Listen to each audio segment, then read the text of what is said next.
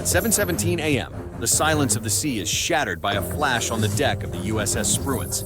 A Tomahawk tears through the air and launches toward Iranian territory. Seconds later, another, and then another.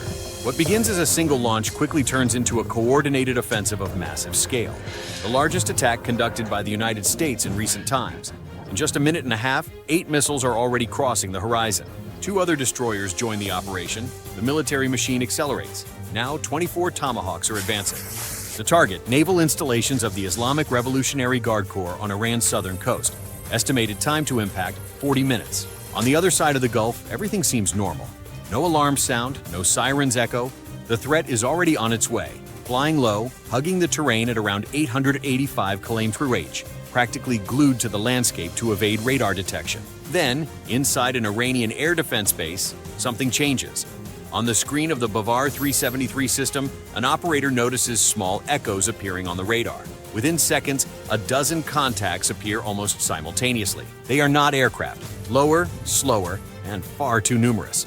The Iranian soldier takes control. Without hesitation, he authorizes the launch. The interceptor missile erupts from its launcher with force, tearing into the sky toward the approaching targets. And moments later, a flash. The object is pulverized in midair. Mission accomplished? Not exactly. That was not a Tomahawk. What has just been destroyed was a low-cost unmanned aerial system, the IAI Harab, operationally known as Lucas, a drone designed not only to strike, but to provoke. The operator authorizes another launch against a new contact, and then another. Each time the battery engages, its radars illuminate the sky. Every emission is like an electronic beacon shouting its exact position. Across the border, F-35 Lightning II jets crossing Iraqi airspace record everything. The coordinates of the Iranian battery are triangulated with surgical precision. Meanwhile, farther north, 12 F-15I Ram aircraft have been flying for nearly an hour and a half through Iraqi airspace. Under each fuselage, on the center line, a single missile, the Rampage missile, a long-range weapon, high speed, precision guidance, designed to destroy strategic targets before the enemy even realizes what is happening. And when the final coordinates appear on the screens, the pilot takes a deep breath. On the display, all parameters are already confirmed. He presses the trigger. In fractions of a second, nearly 100 kilograms detach from the fuselage of the F-15I Ram. The missile drops briefly, and then the engine ignites. The acceleration is brutal. It breaks the sound barrier and begins an ascending ballistic arc, pointing toward the region of Tehran. Almost simultaneously, the other 11 Ra'ams repeat the motion. 12 flashes in the sky, 12 supersonic vectors advancing in calculated synchronization. Meanwhile, over the Gulf, the BGM-109 Tomahawks are less than 9 minutes from the coastline. Flying low, nearly invisible to radar, they approach in deadly silence. The air defense batteries, which since early morning have been firing at drones, begin to feel the weight of the strategy. At 8:23 a.m., multiple impacts strike the complex housing the office of the Supreme Leader in Tehran. Successive explosions tear through the structure. The offensive reaches its most sensitive point. But it is not over. Minutes later, F-35I Adir jets cross the border, carrying precision munitions, Joint Direct Attack Munition, JDAM, and GBU-39 small-diameter bombs. Silent, stealthy, invisible until the final moment. On approach to Iran's Ministry of Defense, one of the pilots adjusts the parameters on the helmet-mounted display. The final phase of the mission is about to begin, and now every second determines the outcome. On approach to Iran's Ministry of Defense, one of the pilots adjusts the parameters on the helmet-mounted display. Altitude, vector, coordinate confirmation. At 25,000 feet, the F-35I Adir pilot scans the Ministry of Defense complex through the helmet-mounted display. Alignment confirmed. Authorization granted. The GBU-39 small-diameter bomb drops from the internal weapons bay. Upon reaching the building, it penetrates the upper structure before detonating with a delayed fuse inside the third floor. Across different areas of Tehran, strikes occur almost simultaneously. The headquarters of the Atomic Energy Organization of Iran suffers direct impacts. The Ministry of Intelligence is hit. The Parshan military complex is also added to the list of targets. Meanwhile, roughly 700 miles to the south, another component of the operation reaches its decisive moment. The BGM-109 Tomahawks finally reach the Iranian coastline. At 8:32 a.m., the first warhead strikes a naval base of the Islamic Revolutionary Guard Corps. It is the unmistakable signal that the offensive has entered a new phase. 3 minutes later, a new vector enters the scene. From the north-northwest axis, an F-15E Strike Eagle emerges, holding approximately 17,000 feet of altitude. Stable, direct to the objective.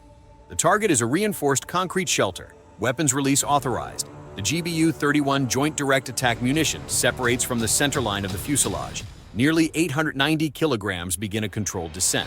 For about 25 seconds, the bomb falls with mathematical precision. It pierces the concrete arch of the roof before detonating inside the structure. The pressure wave expands from the inside out, projecting external walls outward and completely compromising the ceiling, which collapses moments later. The operation continues across multiple axes. Approximately 450 miles to the south, the aircraft carrier USS Abraham Lincoln maintains 250 knots, sailing into the wind. On the flight deck, fighter jets are being prepared. Aligned on the catapult is an FA-18E Super Hornet from VFA-41 Black Aces. Green light. In less than 2.5 seconds, the aircraft jumps from 0 to approximately 267 km/h. The catapult hurls it into the sky with controlled violence. The destination? Iran's only deep-water port on the Gulf of Oman. 13 minutes earlier, BGM-109 Tomahawks had already struck the command center and the facility's fuel tanks. Smoke is still rising from the administrative area, but the piers used by submarines remain intact. The formation leader dives. Beneath the fuselage, a GBU-31 Joint Direct Attack munition is programmed. Target confirmed, release authorized. The bomb separates and begins its descent. 27 seconds later, another 2,000-pound bomb is released against the structure, near simultaneous impacts. A new call comes in. 12 F-22 Raptors receive the alert almost simultaneously. The aircraft, assigned to Joint Base Langley Eustis, were already in immediate response condition. The formation leader advances, and the aircraft gains speed with no apparent effort. Right behind him, the other 11 repeat the maneuver. The formation crosses the boundary of Iranian airspace. While the F-22 Raptors map and monitor targets deep inside the country, 30 F-15I ROM advance in a wide tactical dispersion. Each aircraft carries Rafael Spice glide bombs and Delilah cruise missiles. The objective? TELs, Transporter Erector Launcher Vehicles. Military trucks capable of moving, stopping for only a few minutes, raising a ballistic missile, firing, and disappearing again into the mountains. The Rafael Spice glide bomb separates, its wings deploying to stabilize the flight toward the designated target. Impact follows. An explosion lights up the area.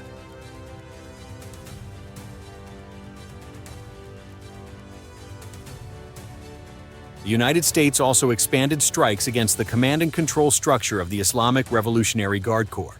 The mission's objective was clear and progressive: first blind, then disrupt, and finally silence. Degrading and neutralizing sensors meant stripping the adversary of the ability to see the battlefield. In modern warfare, victory is not only about destroying physical targets, it is about disconnecting the enemy from itself. If you found this content interesting, leave a like, share your thoughts in the comments, and click on the next video because it was recommended especially for you.